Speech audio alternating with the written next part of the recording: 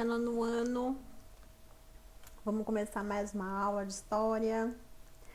E aí, antes da gente começar a falar sobre a matéria de hoje, vamos corrigir os exercícios da aula passada. Então, eu vou pedir para vocês abrirem aí a página 62 da nossa apostila e vamos começar aí as nossas correções lá na questão 1. Na questão 1 tem uma citação do famoso Manifesto Comunista que a gente já estudou no ano passado, né? Escrito pelo Karl Marx e pelo Friedrich Engels. Essa frase bastante famosa começa da seguinte maneira: os proletários nada têm a perder a não ser suas algemas. Têm um mundo a ganhar. Proletários de todo mundo, univos. E aí vem a questão. Com base no fragmento, em destaque e nos seus conhecimentos, explique como eram as condições de trabalho nas indústrias do século XIX. A gente viu isso na aula passada, né? Nós vimos todos os problemas que circulavam em torno dos trabalhadores industriais e que foi essas questões que colocaram aí para nós os pensadores do socialismo e do comunismo e do anarquismo. Então, como que ficaria a nossa resposta? Da seguinte maneira: com a Revolução Industrial, houve uma profunda mudança na relação e na forma de trabalho.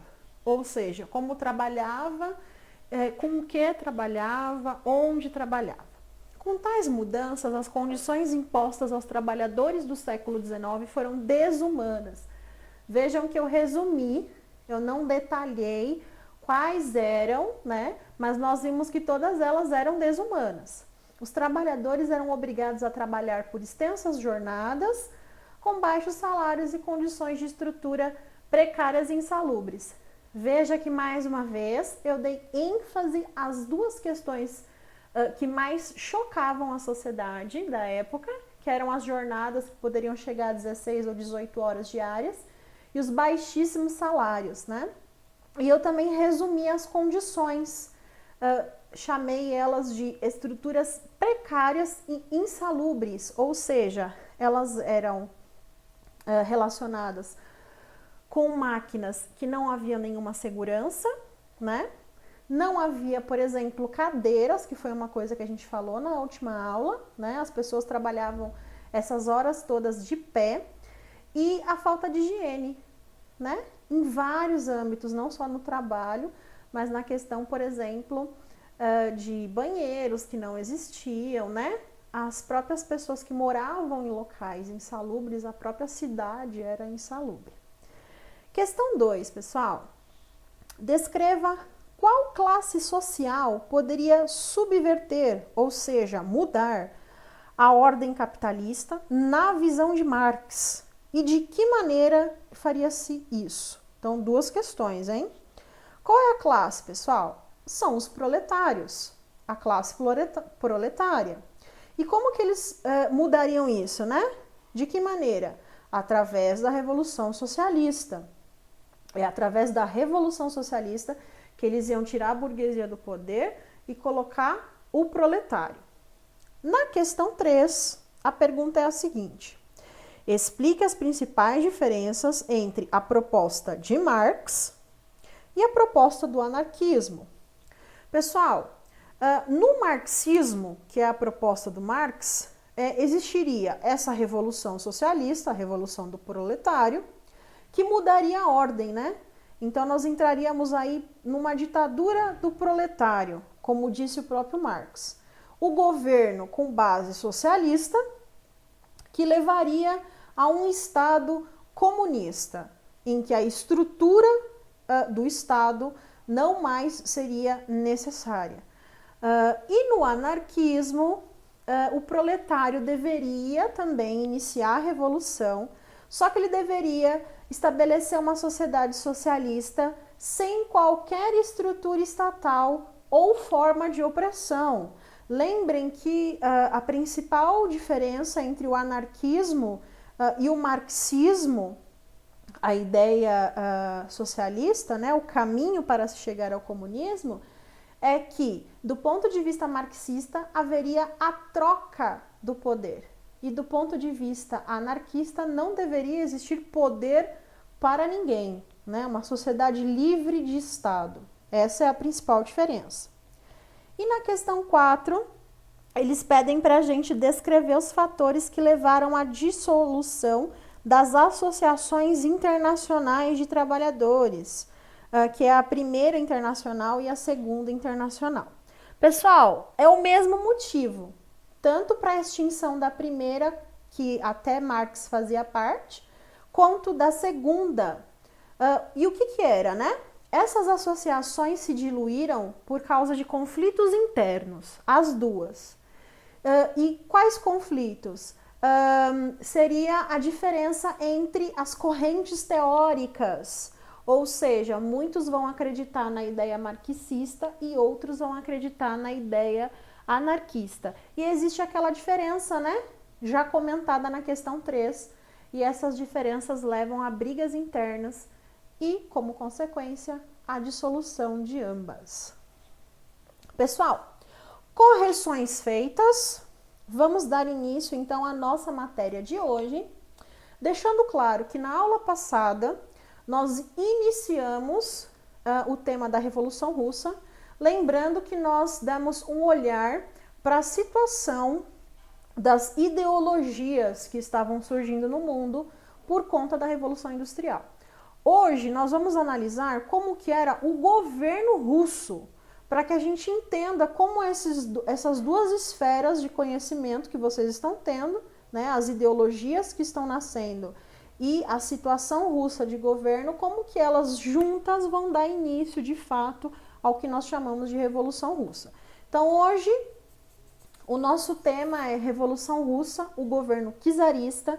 Estamos aí na nossa aula 26 e eu vou começar as nossas explicações na página 63. Então, vamos lá. Pessoal, vamos lá. Como vocês podem ver, estou compartilhando aqui a apostila com vocês. Então, vocês vão seguindo aí a explicação junto com a apostila física que vocês têm aí em mãos. Então, vamos lá. Como que era a Rússia?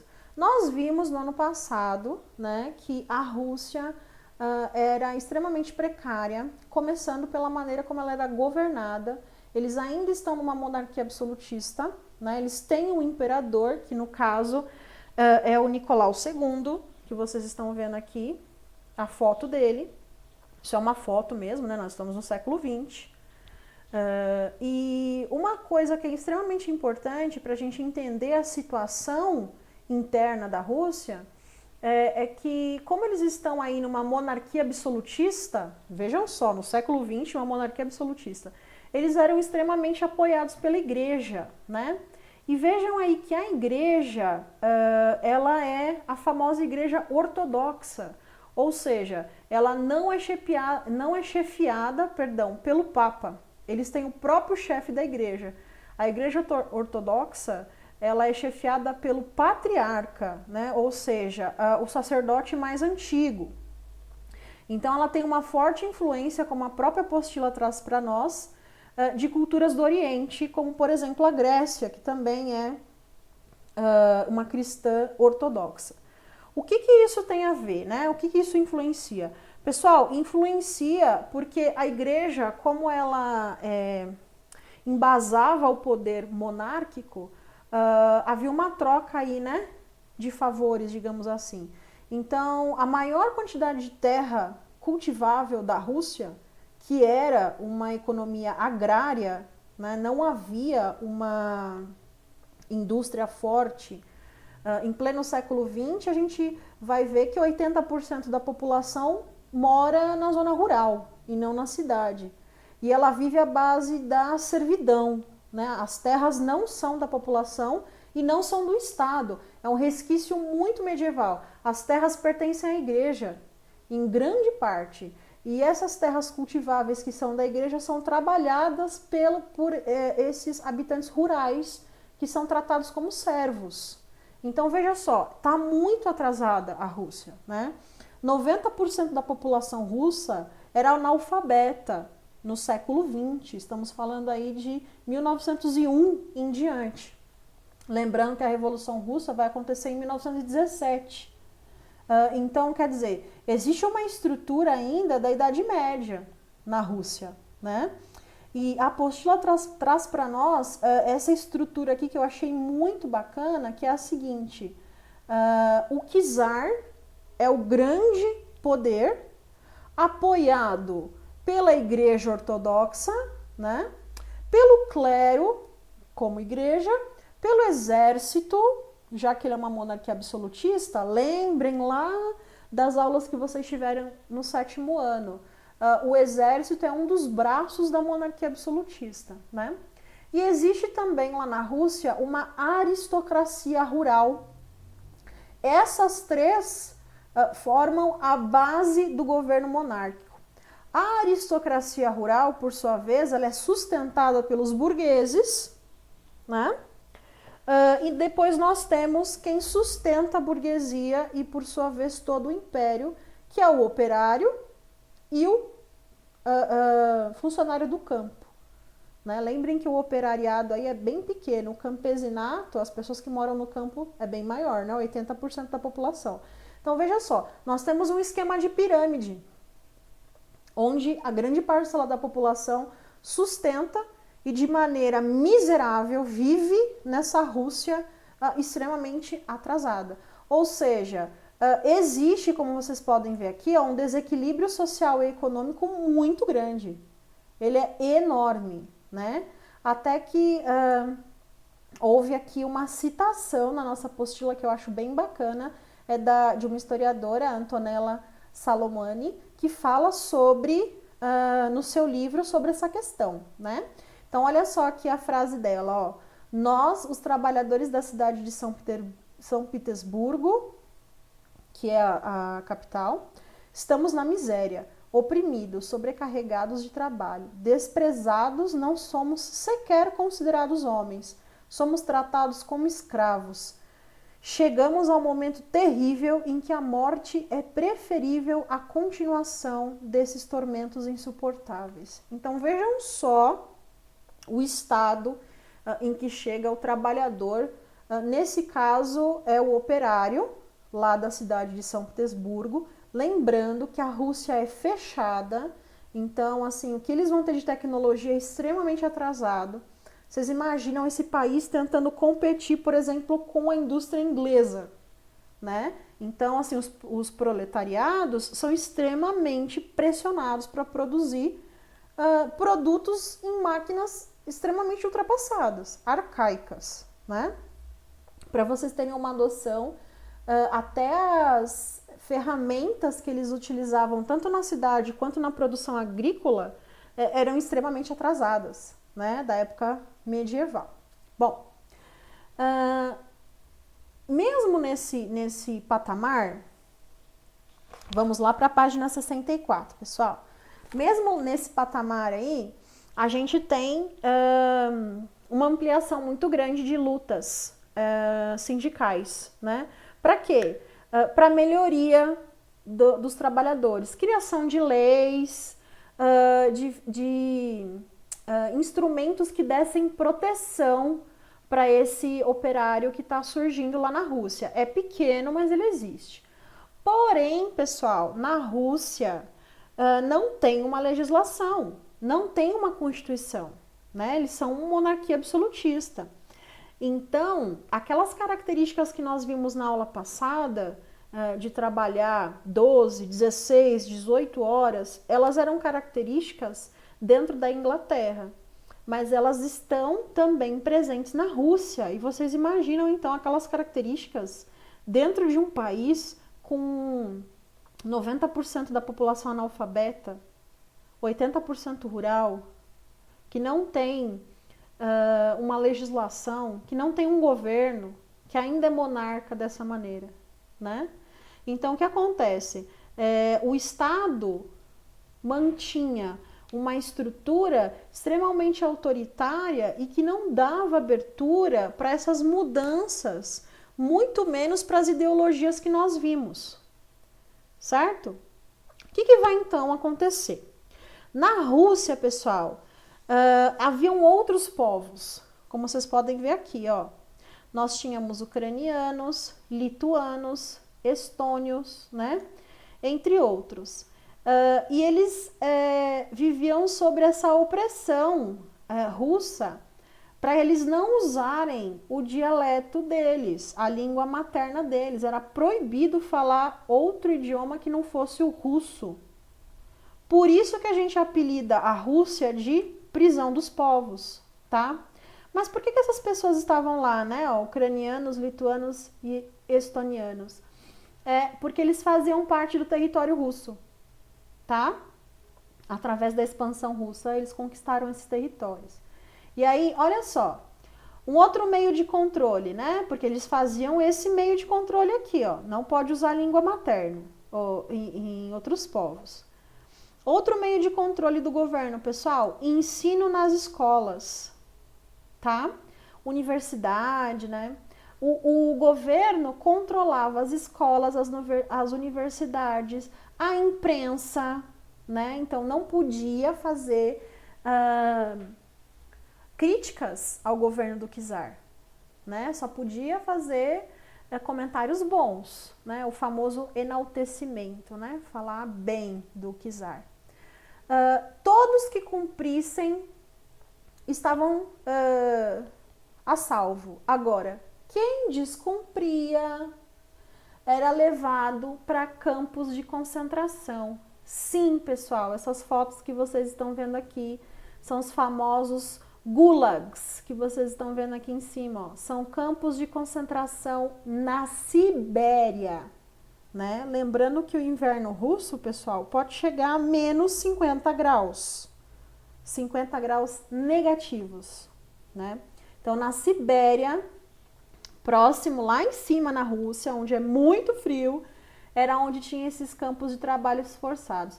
Quem falasse algo contra, ou fosse julgado de alguma maneira, né, contra o governo do czar, era exilado nesses gulags. Lembrando, pessoal, que ó, nós estamos entre 1890 até 1916, que é esse período aí. Lembrando que os campos de concentração do Hitler são em 40. Então, olha só, já existia campo de concentração na Rússia muito antes do Hitler. Então, vamos continuar, ó. No início do século XX, a economia russa era totalmente agrária, a gente viu isso. As técnicas são péssimas, as ferramentas são rústicas. Então, o que acontece? A comida é muito cara. Então, a Rússia cada vez mais vai começar a passar fome, né?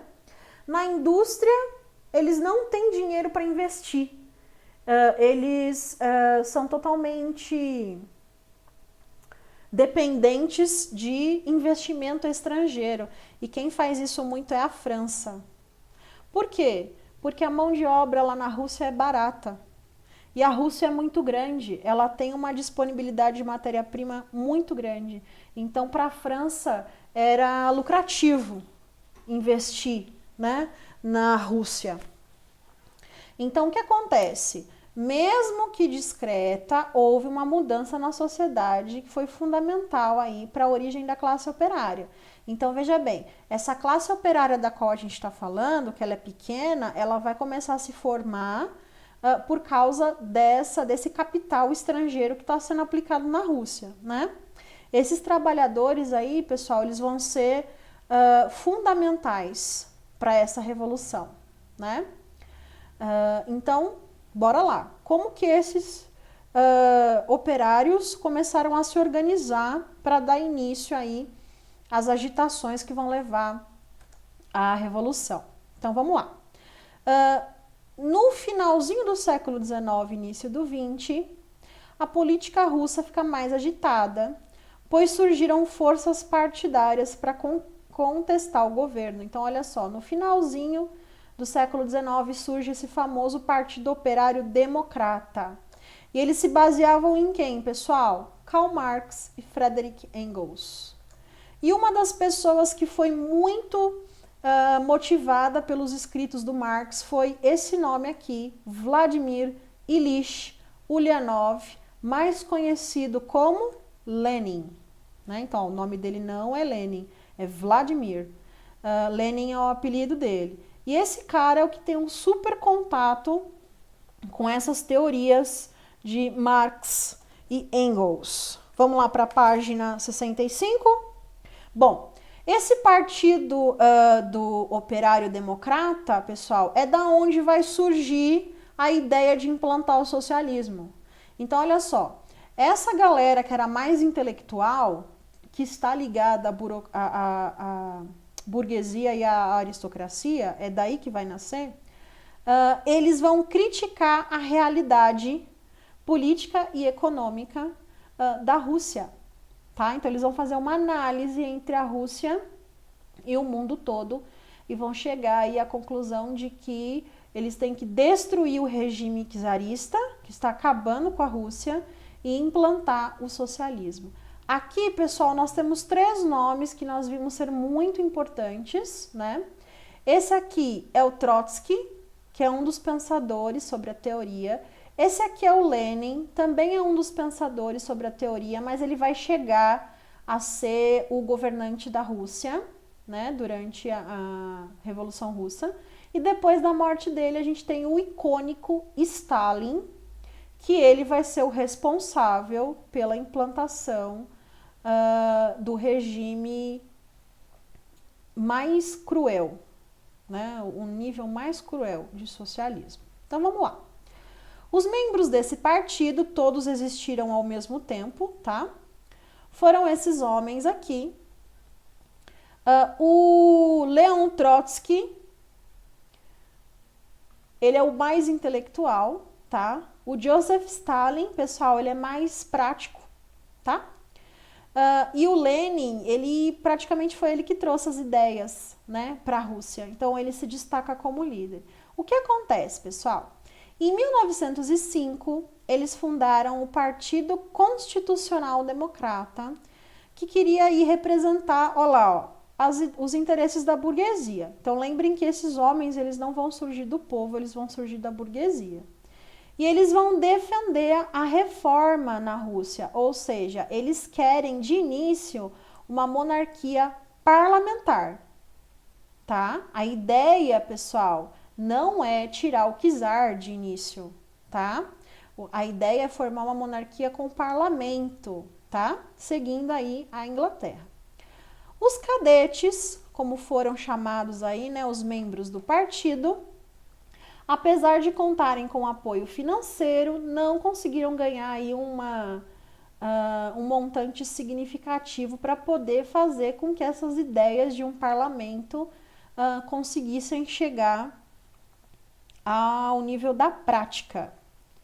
E aí, pessoal, o partido chamado Partido Operário Social Democrata, que vai surgir aqui em cima, ó, como a gente viu, lembra dele? Ele vai acabar se dividindo com essas ideias que vão surgindo, né? Eles vão se dividir em 2, ó. Em 1913 ele se divide em 2. Nós vamos chamar eles de bolcheviques, que significa maioria, e mencheviques, que significa minoria. Nós vimos esses dois divisores nas aulas do ano passado, né? Os bolcheviques eram liderados pelo Lenin. E eles querem, pessoal, uma revolução armada, em que os trabalhadores participem para a gente colocar em prática o regime socialista, né? Então, como que ele era? Olha lá, extremamente centralizado, extremamente disciplinado, né? A ideia é realmente tomar o poder. Já os mencheviques, eles eram liderados por um homem chamado Martov. Eles argumentavam, pessoal, que devido ao atraso pelo qual a Rússia passava, não dava tempo da gente fazer uma revolução socialista. A Rússia tinha que se amadurecer primeiro, né, para depois poder fazer a revolução de modo pausado, né, paulatinamente, devagar, pensando em cada detalhe. Então aí, nesse sentido, a gente tem um império, então, russo, que vai passar por uma revolução, que eu já deixei claro, mas não custa ressaltar, assim como a nossa apostila faz, a gente vai passar por uma revolução burguesa, né? A Revolução Russa, ela é uma revolução burguesa, né? Ela vai ter participação popular, mas ela é liderada, ela é pensada e liderada pela burguesia russa, tá? Cabe aqui ressaltar, pessoal, que existe essa ideia acerca dos bolcheviques e dos mencheviques, tá? Que, na verdade, alguns historiadores acreditam que eles seriam... não existiria essa divisão, tá? Que essa divisão foi feita apenas para inflar ainda mais a população a apoiar os bolcheviques, né? E excluir os mencheviques, já que eles queriam algo mais demorado e a Rússia não podia mais esperar, né? E aí eles acreditam nisso. Mas não são todos os historiadores, vocês podem ver que isso nem está aqui, né? Então nós vamos trabalhar com essa questão da divisão mesmo, né? Bolcheviques, revolução armada, mencheviques, uma revolução mais paulatina e esperar o amadurecimento da Rússia. Pessoal, por enquanto é só, a nossa aula vai ficando por aqui. Se vocês tiverem alguma dúvida acerca desse tema, desse conteúdo, por favor, mandem aí as suas dúvidas, podem ser postadas no post, ou então vocês podem utilizar a comunicação que a Senec Digital disponibiliza para nós, vocês podem mandar mensagem para mim que eu respondo, tá? Os deveres estarão aí anexados no corpo, eu vou escrever no corpo da postagem, tá? E lembrando que não estou mais recebendo deveres por e-mail nem por WhatsApp, somente pela plataforma, certinho? Então até a próxima aula e tchau, tchau!